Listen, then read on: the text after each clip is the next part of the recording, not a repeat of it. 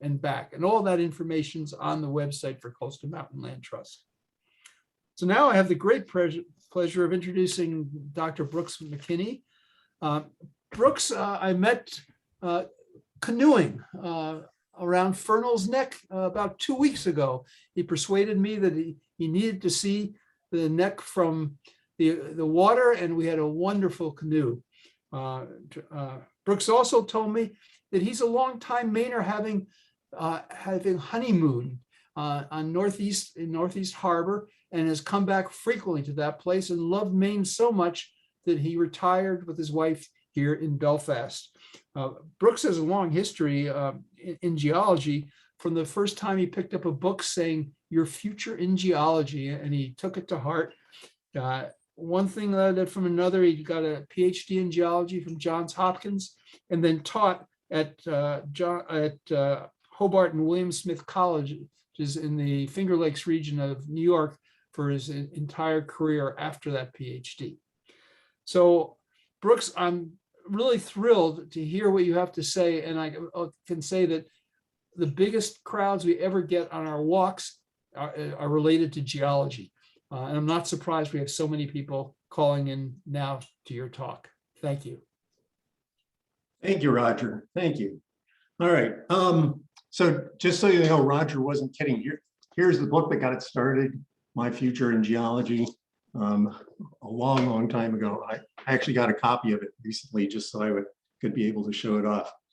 Anyway, so I'm just going to go ahead and jump into the presentation here, and then we'll go from there. So let's see if I can get the share screen to work. And let's see.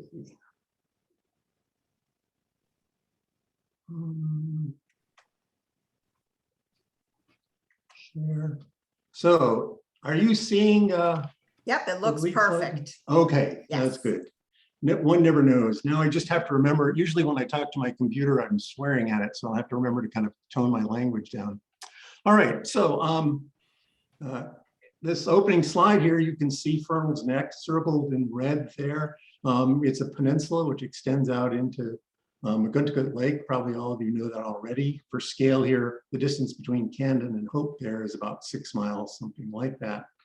And we'll be taking a look at in detail at it, some of the surrounding area as well. Before I get started here, I want to kind of note that I've never really done any original research in Maine. And so everything I'm going to say is basically from some of my reading about in the literature. And as in all translation, there'll probably be some mistranslations along the way. I apologize for those. And if any of you can help correct my misperceptions there, I would certainly appreciate it. Okay, so the goals of the talk is to kind of list off the kinds of features that you can observe at Fernalds Neck, to do a little bit in terms of how you interpret those features in terms of their geologic history. And then towards the end, we'll try to relate that local history into the larger context of Midcoast Maine's complicated geologic history, which is really fascinating, but also extremely challenging. The plan is I'll do a quick overview of the preserve, then we'll start talking about the Surficial geology, which is really about the glacial history. And after we get through that, then I'll pause and Julia will kind of mastermind some questions. And then we'll go on to the Bedrock geology and the tectonic or mountain building history associated that you can see coming out of that. Okay, so, all right, so here's some maps showing the preserve. On the left, you see kind of the full McKinney Lake and the preserve. The preserve is shown in green on there. And then to the right is the Coastal Mountains Land Trust's web or brochure map showing the preserve. So you get to the preserve off of Fernalds Neck Road, which is off of Route 52, which would be over there someplace, coming down. There's a parking area right at the end of that road, and then you access the preserve from there. There are a series of hiking trails there. They're color-coded in the map from the Coastal Mountains Land Trust. There's a blue trail, which is kind of the northern loop over through here. There's an orange trail, which is the southern loop. And I'll also be mentioning the white trail, which is this little trail over through here. The preserve itself has about 285 acres with 4 miles of trails, was conserved by local residents in 1969 through the Nature Conservancy and then transferred to CMLT in 2007. There's a couple things you should know about it. One is that parking is limited to the size of the lot right at the end of Fernalds Neck Road there. And that would be about 10 to 12 vehicles, depending upon size and how people are parking. But if the lot's full, you can't visit. You have to kind of go off someplace else because there's no parking on the access road. The other things to know are that the gate at the lot there closes at 7:30 p.m. and no dogs are allowed. Okay, so let's start with surficial geology. That's the unconsolidated or loose material at the top, which records the history of the last few thousand years of stuff, okay? Now here we're looking down a trail at the Blue Trail in the preserve itself, and this is not exactly a geologist's wonderland here. When you look down the trail there, what do you see? You see trees, you see moss, you see pine needles, and you don't see much in the way of rock or stone. To get a better idea of what's going on in terms of surficial geology, the recent history of the area, we need to call on a little bit of technology. So here is some of that technology. So we've now zoomed way out and we're looking at what's called a hillshade rendering of the topography around the lake. Oops, we have to go back there. So I'm going to use the pointer here to just kind of outline the lake. Here it is, comes down through here. My apologies here. My mouse has decided not to work tonight. And then goes back up around through there. And Fernalds Neck is kind of right in the middle. There's the peninsula of Fernalds Neck kind of right in through there. Now, this is what's called based on LiDAR data, which is light distance and ranging technology. An airplane flies across the area with an instrument that emits pulses of laser light with a detector that measures the reflections of those laser light back. You don't get a single reflection, but you actually get a series of reflections that come back. The first set of reflections that will come back is typically going to be from the canopy, from the vegetation and things like that. And the last reflections that come back are actually from the ground surface. So you take that data, you filter out the canopy and the vegetation, and you're left with the ground surface. Then you take that, you put it into a grid model where you basically interpolate all the elevations between the places where you've got the data. And we're talking about hundreds of thousands of data points here. And what you come up with is what's called a digital elevation model, which shows the elevation across the area on a 1 to 2 meter grid. It's just phenomenally detailed type of data. And then I picked up some of that data. It's free, you can get it on the web. And then I put it into a program which creates a synthetic view of it, which is basically this hillshade rendering. So what's happening here is that the computer calculates what it would look like, what that topography would look like if the sun was shining from the northeast corner at an azimuth of about 35 degrees at an inclination, relatively shallow inclination of about 25 degrees. And lighting like that really brings out the nature of the topography. And so what you can see here is that there's the lake basin itself, but then adjacent to the lake, if you look at the surrounding area, the land has this strongly fluted appearance to it, okay? Those kind of fluted nature of those hills is oftentimes asymmetric. So let's look at this one right here. And you can see it starts out relatively shallow, but ends relatively steep. The same thing happens in multiple places around there. And so this is really strong evidence of glacial erosion. This area was carved by glaciers as they extended south from Quebec in the Pleistocene Ice Age. Keep skipping ahead here. The last glaciation here, the most recent started about 35,000 years ago and extended from Quebec southward, reaching a thickness of nearly a mile in Maine, covered the top of Katahdin, for example. Peak glaciation in terms of extent was about 21,000 years. And then after that, then the ice melted back, and the coast was revealed sometime around 10,000 years ago. So this evidence of glacial erosion, glacial ice sheets are such effective agents of glacial erosion because as they move across the land surface, they freeze into their base, rock and debris that they picked up along the way. It acts like a giant pad of sandpaper, and it just smooths out the landscape and creates these nice ridged forms, typically where you have somewhat more resistant rock. So the early part of our history here is the glacial erosion. Now, you can actually see evidence of that within the preserve. If you walk down the white trail, see the red star where the white tail comes down in the map on the right, you can find some lakes right along, some rocks right along the lake there, where you can see these the striations on a small scale that are produced by the motion of the glacier. So these are created by the rocks frozen into the bottom of the glacier as they slide across the land surface. And I've drawn a nice red line in there parallel to what those striations are, just so that you can pick them up. But you can see that there's multiple ones across that bedrock surface. You can find glacial striations in several places within the preserve.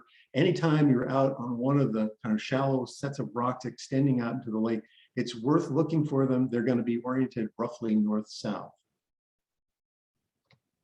Okay, now we're back into that kind of hillshade view on the left, but then I've blown it up on the right so you can see an expanded view of it, because I want to point out another feature here, and I'll try to do that without kind of advancing the slides. But if you look over here, there's a series of ridges which go across the upper part of the neck here, here, and up through here. If I'm lucky, I can make little red lines appear on those, which maybe I'm not lucky, but try again. Oops. There they are. So those red lines, those little ridges that you see across there are recessional moraines. They're, instead of evidence of glacial erosion, they're evidence of glacial deposition. So they're lines corresponding to positions, old positions of the ice sheet as it melted back across the landscape and then left behind piles of debris there. The next diagram shows kind of, I have looked in earnest around the preserve to see if I could find these on the ground, and they are just wickedly hard to see. The best I could do is that some places you can see kind of piles of glacial erratics that may mark those. If you can see glacial erratics lined up along an east-west kind of trend, you may be looking at them, but they're not easy to see. Okay, the origin of these glacial recessional moraines is that they form right at the base of the ice, right at the margin. So in this diagram from the Maine Geological Survey, you can see the ice there. It is melting off into the adjacent ocean, calving icebergs as it does. Underneath the ice is glacial till. So glacial till is unsorted, unstratified material. This is the stuff which has been picked up by the ice as it was crawling across the landscape. And there is till which is deposited right along the base of the ice sheet, what's called a lodgement till. And then places where the ice pauses for a while, probably maybe because of annual variations, perhaps because of broader climate variations, then that material can build up right at the ice-water interface there and create one of these end moraines, one of these recessional moraines, okay? Out in front of the ice, then there's meltwater, which is coming off the ice, carrying some of the material, which was the solid material, which was entrained within the ice. And that material then falls out and becomes a layer of sediment out in front of the ice. And that becomes what's called the Presumpscot Formation. And the difference between the sedimentary Presumpscot Formation and the till is largely one based on the character of the material. So the till is unsorted, has a whole range of grain sizes in it. The sediment out there is going to be well sorted and is typically going to be considerably finer. Now, this diagram also mentions drop stones. As the ice melts, coarser material can drop out of the ice and fall down and then lodge in the sediment. But you can also have icebergs calving off the glacier surface and then floating out into the water. And that may be the source of some of the really remarkable glacial erratics that you find at Fernalds Neck. So this is certainly the most famous one, I think, balance rock.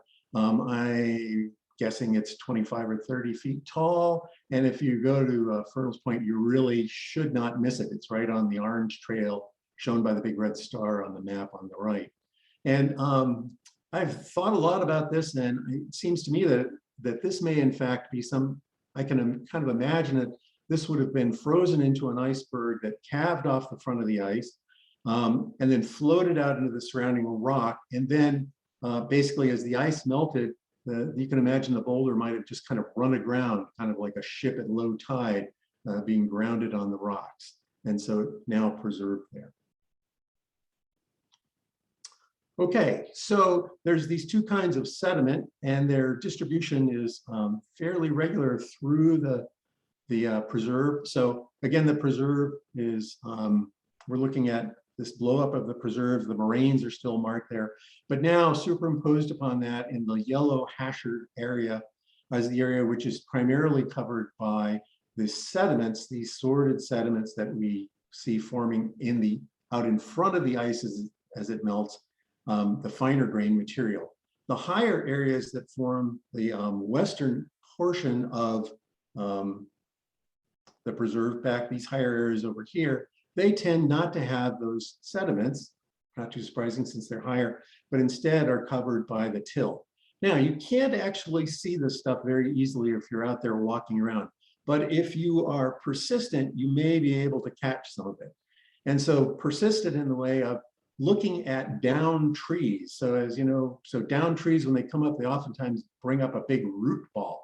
And so if you investigate those root balls, you'll find that the ones that are in the area of the till typically look like this photograph on the left, the ice deposited till photographs. And so what you should see there is that there's fine muddy looking material, but there are also lots of pebble sized materials.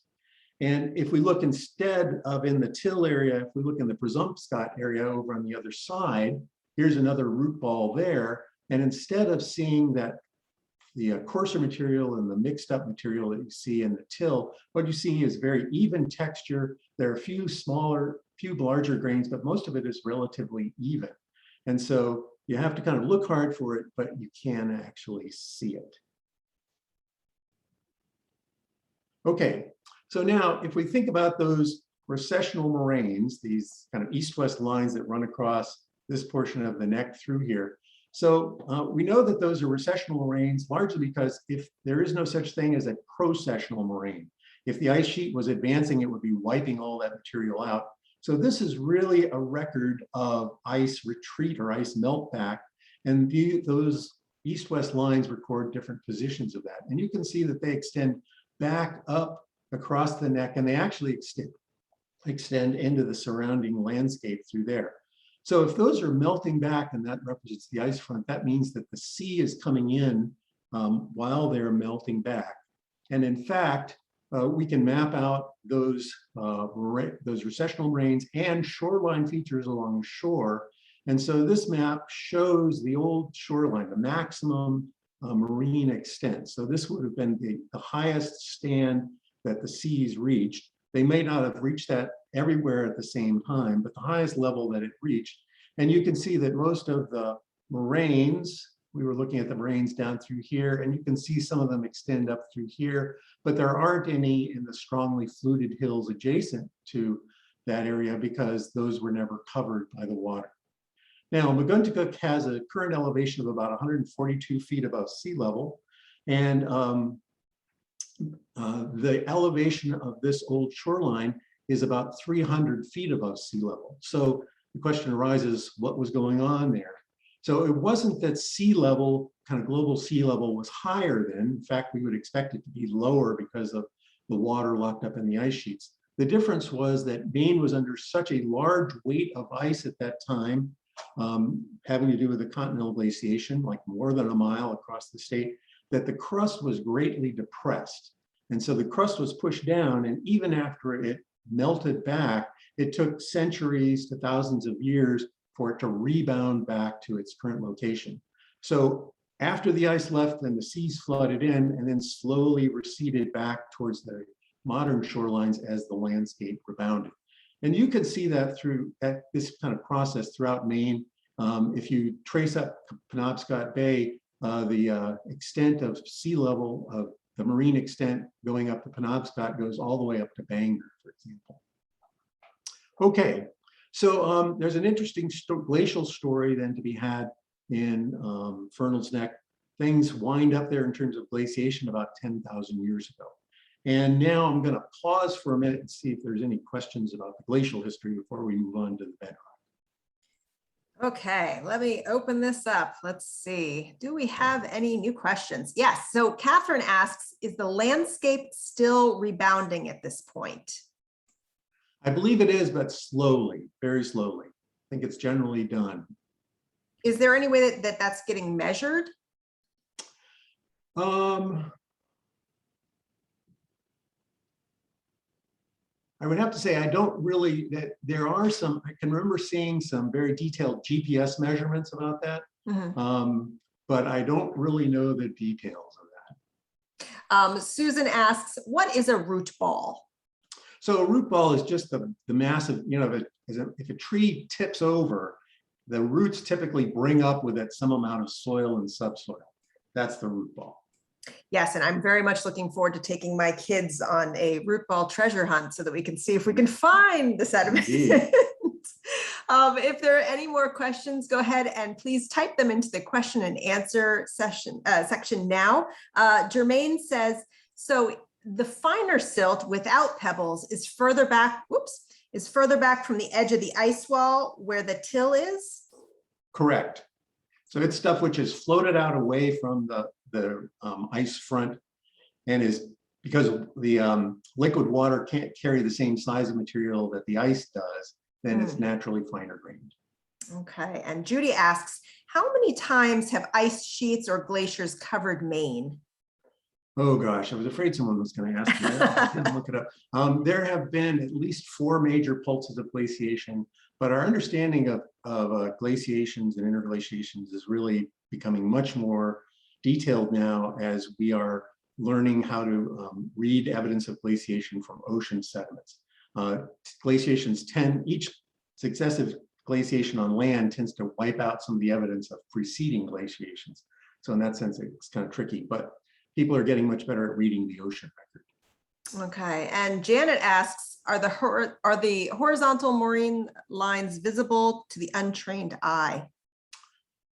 You know, I have looked for them and I think I can see them, especially if you can still see over here, like around this corner, kind of over around Youngtown. I think there is a bench where you can see that. But I haven't kind of driven over there, and probably the best time to see it would be in the winter. So when you don't have to look through so many trees. But it's definitely something worth looking for. Coastal Mountains Land Trust needs to put up a sign that says moraine lines here. Look here. Look here. Robin asks, is there an approximate 1 mile loop from the parking lot? Yes, I think that's true. And I think you can do about a mile loop from on the Orange Trail. I think that would probably work. But people should download the Coastal Mountains Land Trust map for the area, which shows the trails and the mileages. Super. Yes, and they also have a really handy booklet too. So yes, full of all those things, all of their trails. And Terry, I think this might be the last question. Terry says, are there some of the deposited rocks in Fernalds not native to Maine? I would say almost undoubtedly there are, but I haven't found them yet. If you walk around there, like what you'll see is that the rocks are just covered with lichens and mosses, and you can't tell one rock from another except in very kind of, if you kind of look almost underneath it, or you kind of gently lift the moss cover up a little bit, you can kind of see some of those things. I would expect that there are some, though all the ones that I've looked like look like they were locally derived. Also, all the ones I've actually investigated look locally derived. And certainly that's true of Balance Rock, which seems to be part of the Megunticook, which we'll talk about in just a second. One more question just came in. What are native Maine rocks? What do native Maine rocks look like? Geez, I'm just going to say wonderful, and you'll see in about 2 seconds. Okay, well, we'll stop the questions there then, and we'll go back. We had another one come in, but we'll go back Okay. at the end of the program.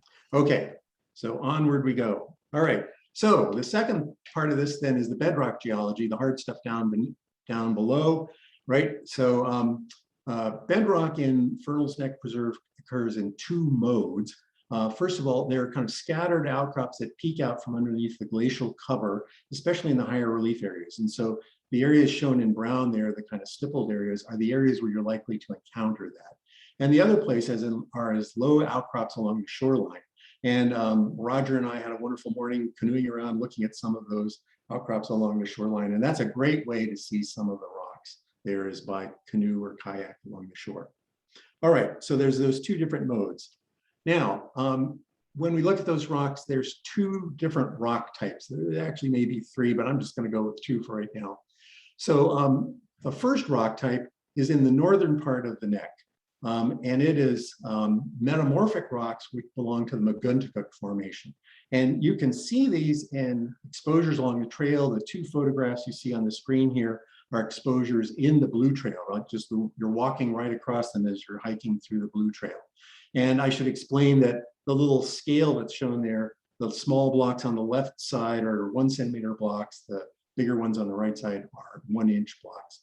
Okay, so what do these rocks look like? Well, they clearly are inhomogeneous. In other words, it's not a uniform texture through them, but they have this complicated appearance to them.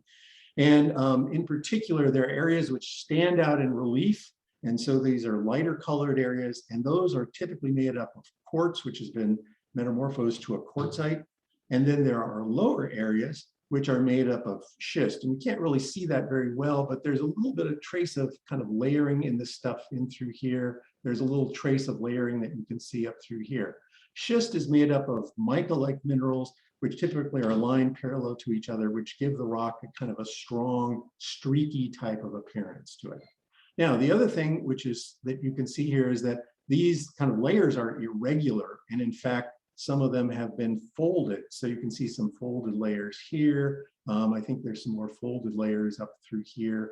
And so these are layers which in fact have been deformed after they were deposited. So the next photograph here shows some more of these. Instead of being a trail exposures, these are exposures right along the shore near Balance Rock on the Orange Loop. And what you can see basically the same kind of thing here, in the sense that these rocks are not homogeneous, they're not continuous, but instead they're strongly layered. The layers appear to be disrupted, they're pinched, they're swollen. In some places, there's evidence of little folds. Here's one like right down through here. Oops. And so they have that strong inhomogeneous character, that layered character to them. And again, the layers here are chiefly of quartz-rich material. That's the lighter colored layers, which has become a quartzite in most cases. And then the darker layers here are generally the schistier layers, richer in micas. So we think that those are the remnants of original sedimentary layers, which now have been strongly transformed by heating and mountain building. Zooming in to look at some of those rocks, then you can see some interesting things. In the upper left corner is some of the McKinney, and it has in it some blocky looking gray crystals. And so this is the mineral andalusite. Talk more about that in just a second, but it's an interesting mineral because it grows during metamorphism. On the right is a picture of a rock which somehow fell into my pack. I took it home and sliced it open and polished the surface so you could see what's going on. And so those dark forms that you see in there, those are crystals of andalusite.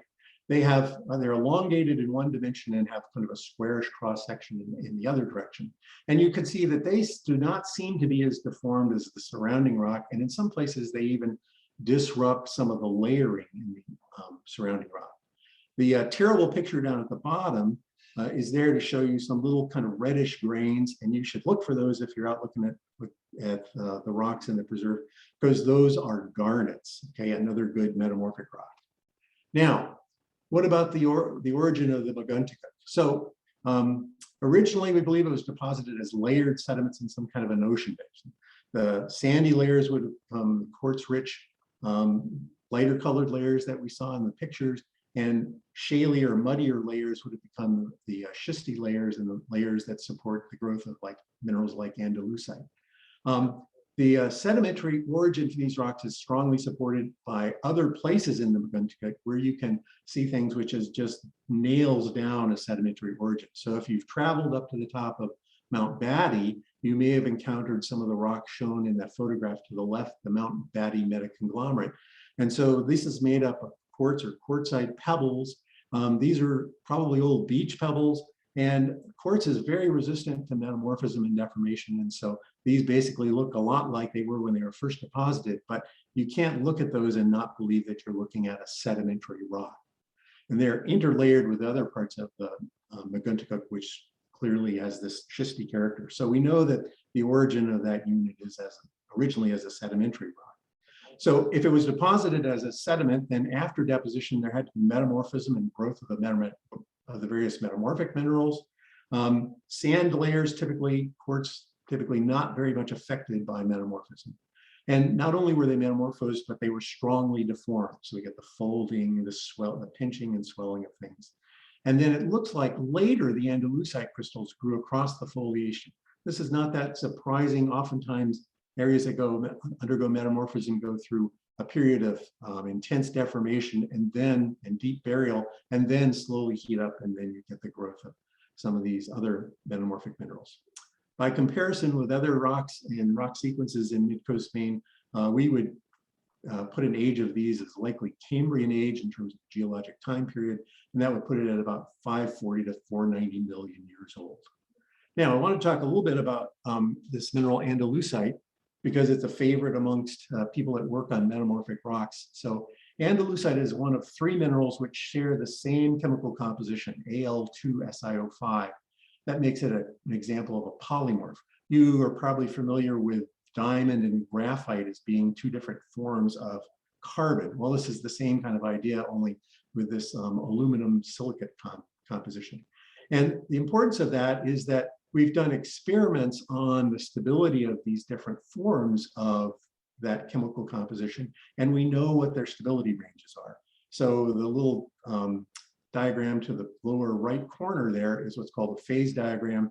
It has pressure on the vertical axis increasing upwards, so you could read that as kind of depth of burial, and then it has temperature on the horizontal axis. And you can see that andalusite is restricted to that lower green field there. So we know that those rocks had to be in that position of metamorphism. Further to the south, you can find sillimanite, the other kind of polymorph that shows up on there. Now, we can do even better than that. So here's a nightmare of a diagram, if there ever was one. So as a professor, I used to inflict these kinds of things on students regularly, but let me see if I can kind of walk you through it. So again, this is a pressure temperature diagram, pressure on the vertical axis, temperature on the horizontal axis. And the same boundary between andalusite and the other polymorphs is shown in that heavy green line across there. So if you're going to have andalusite, you have to be below that heavy green line. And then I've also taken a marker and marked in heavy red line where garnet shows up.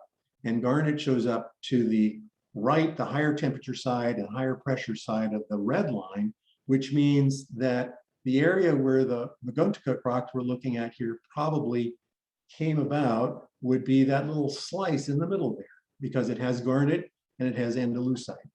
And so that would help us nail down the pressure and temperature conditions. So how hot would it be? Probably about 550 to 630 degrees in terms of temperatures it reached. How deep was it?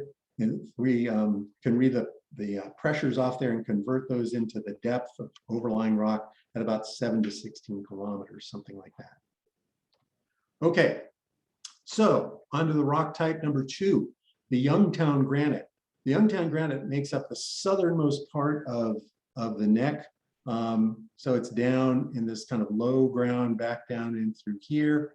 The red star here is where this picture was taken over through here. And here's a pretty nice exposure of it. And you can see that you can't pick up any layering at all. It looks very, very homogeneous.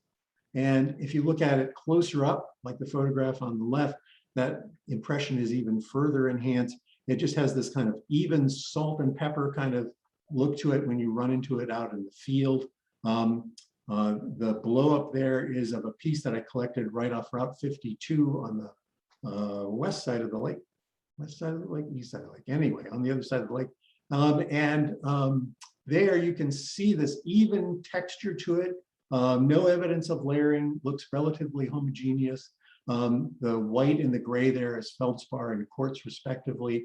Most of the black is a mica mineral called biotite, but there are also some kind of shiny little flecks of mica in there, and that's another mica mineral called muscovite. So this is a classic example of an intrusive igneous rock, a rock which was intruded as a melt at depth and then slowly cooled and crystallized to give those fine-grained crystals. You may be familiar with granites in other places in Maine, which oftentimes are much coarser grained, presumably would have cooled at a slower rate. Okay, you can find, I did find one place in the preserve where you can see the contact between the McKinney and the Youngtown Granite, and that's right up there at that same place where you can see the striations just in from it a little bit. You can see the Youngtown Granite is the upper part of that photograph, and you can see the even texture of it. And then McKinney is below the dark line there where the scale is, and more or less parallel to the edges of the scale, you can see some layering with it. Not very well developed here. There's a lot of lichen and stuff on top of it, but that's what it is. Okay, so what can we say about the Youngtown Granite? Well, first of all, it seems to intrude into or been pushed into the McKinney that cuts across to form layering in the McKinney, and we conclude that it must be younger than the McKinney. The granite's massive and does not show any evidence of strong deformation, certainly not the kind of stretching and folding that we saw in the McKinney. So probably that intrusion came after the deformation of the McKinney.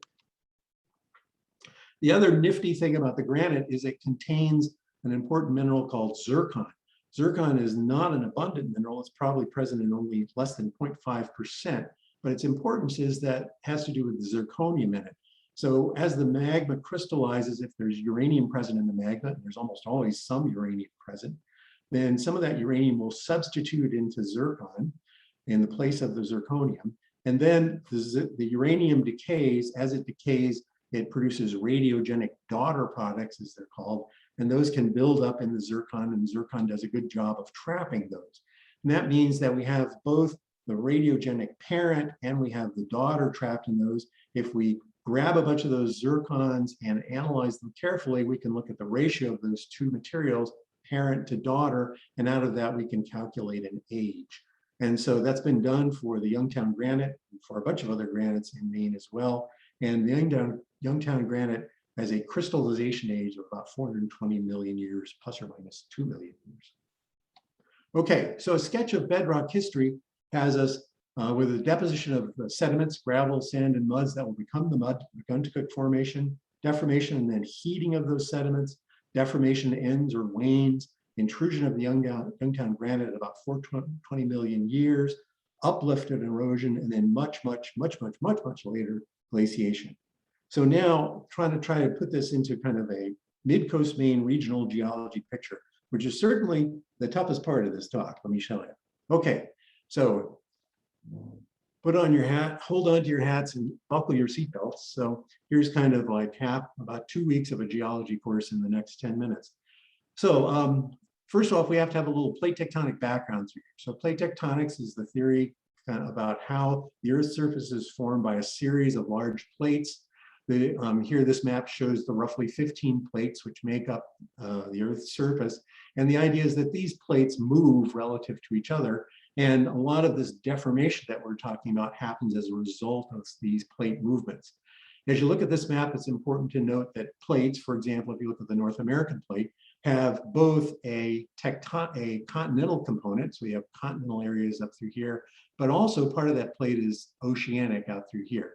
The difference between that turns out to be important because of density arguments. Ocean crust has a density of about 3, continental crust has a density of about 2.7, and that has implications for how the plates come together and interact. Now, these plates interact in a variety of ways. They can undergo rifting where they pull apart. And that's what's happening in the mid-Atlantic, for example, here. Or they can collide where one plate collides into another plate. And if we have rifting taking place where new plate material is being created in one place, we have to balance that out with the destruction of plates in someplace else. And so that idea gets carried forward in a series of little block diagrams here. And so in the upper left, we're looking at kind of a little cartoon of what might happen at a divergent boundary, a mid-ocean rift there. And I need to talk a little about these layers here. So the layers are oceanic crust, that's the stuff at the top, and that's the stuff that has a density of about 3. Then there's this stuff called lithosphere. The lithosphere actually includes both that oceanic crust and some of the underlying mantle, but it's the mantle material, higher density material, which is relatively rigid. Then below that is a layer called the asthenosphere, which is actually, again, this mantle material, but now near its melting point and so relatively plastic and capable of flow. And what happens at mid-ocean ridges is that the two plates are pulling apart, the asthenosphere is rising up to take the place in between, it melts in the process and produces basaltic magmas, which become new ocean floor material. Well, if that diagram, we're creating ocean floor material, but if we're creating it there, we got to destroy it someplace else. And so the next diagram down through here shows that happening at a trench. So here we've got oceanic crust, which is converging and meeting with continental crust. Because the oceanic crust is denser and the continental crust is lighter, the oceanic crust is always subducted, as it's called, underneath the continental crust. As it goes down, it releases some of its volatiles into the overlying material, and that causes melting and the development of a volcanic arc back along more or less parallel to the subduction zone. That works well for ocean going under continental crust. But then the interesting things start to really happen when you have continental crust striking or converging with continental crust. There, the continental crust is too buoyant to be subducted down any kind of a margin. And so what happens is that the things basically collide, they pile up and create a large mountain welt. And associated with that welt can be our deformation and our metamorphism. So we'll try to kind of put that into motion here by looking at a few hundred million years of eastern seaboard geologic history. So we start off way back before 470 million years ago, and the idea is that North America is up through here, and there was an ancient ocean up through here, part of the Iapetus Ocean, and a subduction zone, and then one of these arcs, volcanic arcs out through here.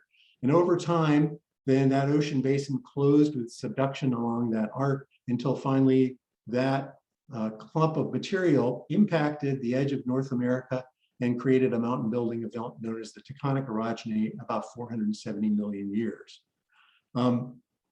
There's other ocean basin on the other side of that, and when you go out there, eventually you reach a chunk of material out here that's labeled the Avalon microcontinent.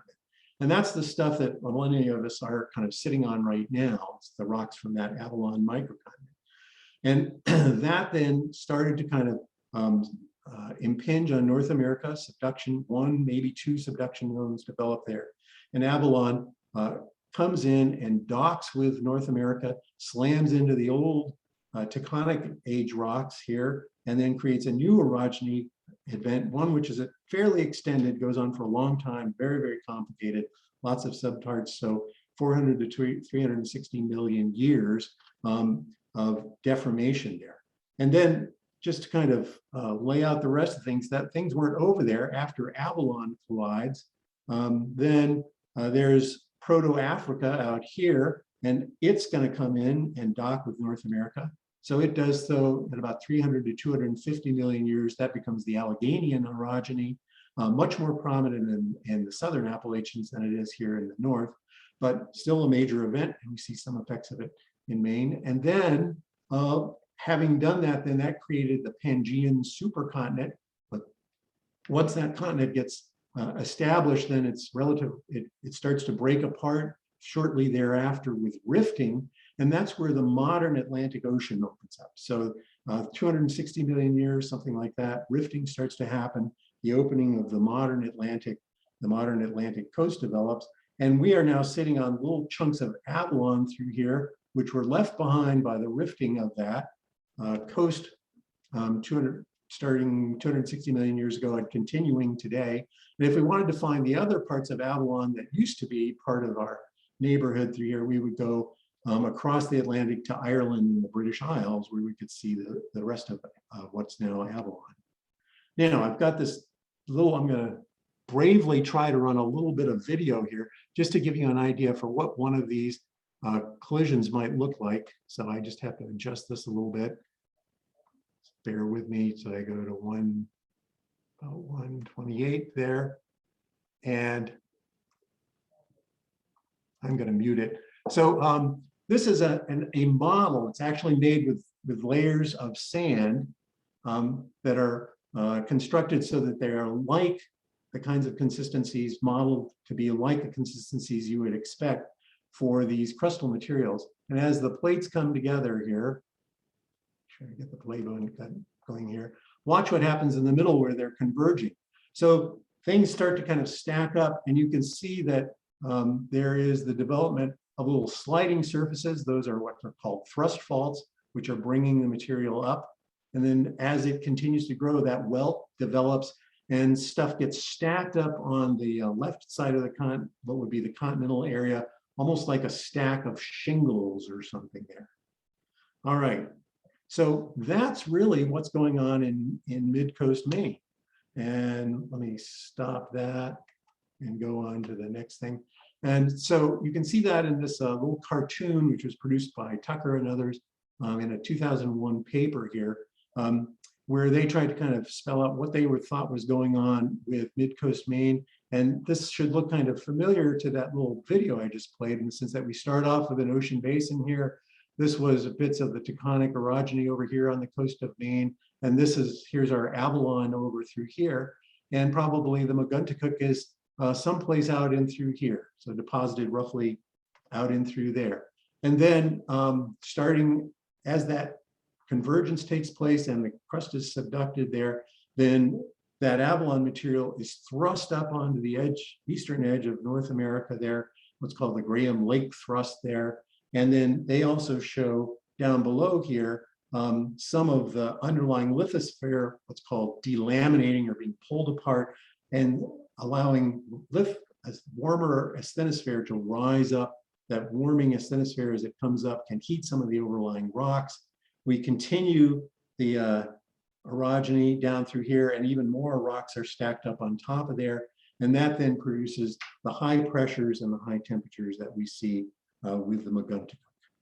Okay, and there, I'm going to skip over that one and go kind of to the end there to say, so there's a kind of whirlwind tour through coastal Maine geology there, centering on the McKinney and the Acadian orogeny that stacked it onto the coast of there. So I hope that some of you will go out and take a look at Fernalds Neck, and to help you with that, then I prepared a little kind of checklist of things that you might look at, and you can download it from a PDF link, the same link that you used to get onto the webinar tonight. And it has on it kind of a little description of some trails and some sites and things to look at. It also has some information about sources, and in particular, some of the sources that are available from the Maine Geological Survey. Excuse me, the Maine Geological Survey, which is really a terrific source. Lots of free material that you can download for free as PDFs. So let me wind up here just by saying thanks to all the researchers at the Maine Geologic Survey, the U.S. Geological Survey, and the many different academic institutions who have spent years trying to unravel this story. Thanks to Roger for helping me in exploring the shoreline, and David Noble, another land trust fellow, let us use his canoe. Thanks to the Coastal Mountains Land Trust and the Public Library for providing the opportunity to talk, and thanks to all of you for coming, and I'll try to answer as many questions as I can as we have time for. Thanks. Woo, goodness. Thank you, Brooks. And for all of you out there, please get your #2 pencil. It is time for a pop quiz. So Yes. Kidding. That was excellent. I really feel like I have a much deeper and richer understanding now of the site. Let's go back to the questions. I'm going to bring it up. If anyone else has a question, go ahead and type it into the Q&A portion, and I will get to it. Okay, Sarah says, if some of these rocks were formed many kilometers deep, how did they get to the surface? I feel like you may have answered that question a little bit with the further explanation you gave us and the time-lapse videos, but is there anything else you want to expand upon with that question? Sure, that's a great question. And so we're seeing rocks at the surface now that were buried, 7 kilometers, 7 to 12 kilometers, something like that. So what happened to all the overlying material? Well, the mountain range, when the Acadian erosion happened, they probably built a mountain range that was something like the Himalayas in terms of its scale. It was a huge mountain range. Soon as you do that, then surface processes start to try to eradicate that mountain belt. So erosion goes way up. There's faulting, and there actually is evidence of what's sometimes called tectonic collapse as that welt becomes kind of unstable and rocks actually fault and move away from it. So high mountains are temporary features. If it were not for plate tectonics constantly rebuilding new mountains, we wouldn't see any mountains at all. All right, thank you. Marie asks, how did you polish the surface of the rock that you took home? And before you answer that, we do not encourage taking of rocks from the Coastal Mountains land. This was a single rock that I picked up off one of the shorelines. It was actually in the preserve, but it was right at the edge of the water. Anyway, I'm teasing you. I'm teasing you. Yeah, I have a rock saw at home that it's actually the same. It's like a tile saw, and those are great for cutting rocks. And then I have what's called a lap wheel. It's and there are diamond abrasive discs that I put on it and grind it down to various thicknesses. You can kind of do the same thing if you're really patient with a glass plate and abrasive grits that you can buy from a lapidary supply. You just start with a very coarse grit, you grind the rock along. So look up lapidary processes on the web and you'll find out how to do it. All right, thank you. Barbara says, thanks to Brooks from your buddies at the Belfast Co-Housing. Yes, I'm actually broadcasting from Belfast Co-Housing right now. Nice, excellent. Jermaine says, fabulous presentation of the geology of the area. Is there a field guide type book talking about geology of the Northeast? There are some guidebooks for different places. Or I think New York has one. I think Massachusetts has one. I don't know of one that's all encompassing for Maine, but I will say that the Maine Geologic Survey has a series of, I think they're called geologic facts and localities or something like that, and which goes through and does little 3 to 4 page write-ups of the geology of particular areas, and they do a good job of putting it into context. But there's not a single source for that, but I really suggest that people check out the Maine Geologic Survey because they really have a wonderful resource there. Okay, and Christy says, can you talk briefly about Appleton Ridge? Is that from the rift? Oh, let's see. So I believe that Appleton Ridge is not part of this Acadian batch of things, but is actually related. I think it's related to the earlier tectonic kind of stuff. I think I'm going to say that right there, but it's complicated.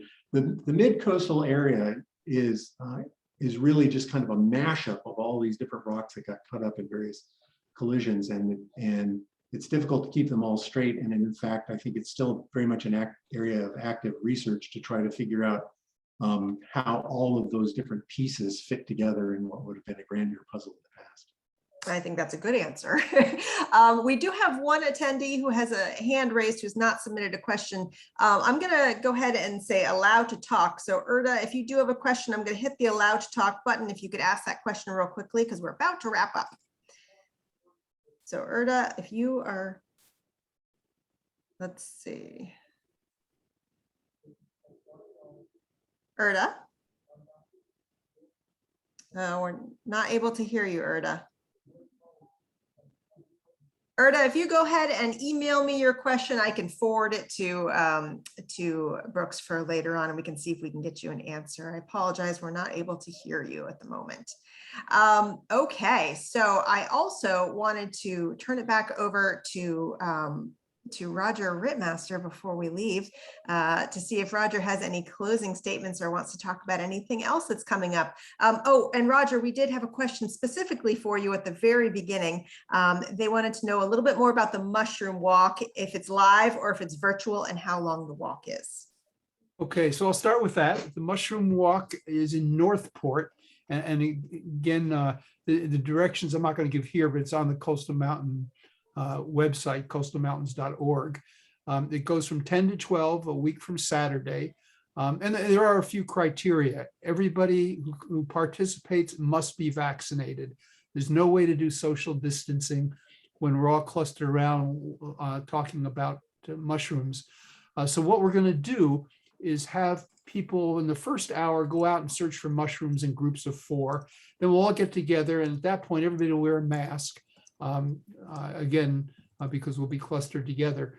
I can say that David Porter is a wonderful teacher, is a super mycologist. And the last time we did a mushroom walk like this, we had 75 participants. I don't know what COVID-19 will do to that. Brooks, that was just a fantastic talk. It's one of the best I've ever heard. You're a great teacher. Thank you so much. I did want to mention there is a book called Roadside Geology of Maine, which was published in 1998 by D.W. Caldwell. I found it good in places and a little too vague in other places, but it does exist if anybody's interested. Thank you, Roger. I appreciate the reference to that resource. And again, I just want to mention that Brooks did attach, he did create that PDF. You can find a link to it in the email that I sent you that had your Zoom link to join this program tonight. So just check at the bottom of that email and you'll be able to find that PDF. Again, thank you all so much for coming. We're going to be doing these talks monthly, and the Camden Public Library also has a slew of other fantastic talks coming up. So please visit librarycamden.org. Our calendar there has the links that you can use to register for all our various programs. So, Julie, one more thing. Oh, go ahead, Roger. Yes. If anybody has a speaker that on natural history and any aspect of natural history, just send it to Coastal Mountain Land Trust. Let them know about your suggestion, and we'll do our best to get that speaker as part of the program. Absolutely. And we certainly had a great one tonight. Thank you so much, Brooks, for taking the time out to spend with us this evening. And thank you all for showing up. I hope everyone has a great rest of your night. If you enjoyed this, share it with your friends. I'm posting it on the Camden Public Library Program's YouTube channel right afterwards. Good night, everyone. Right.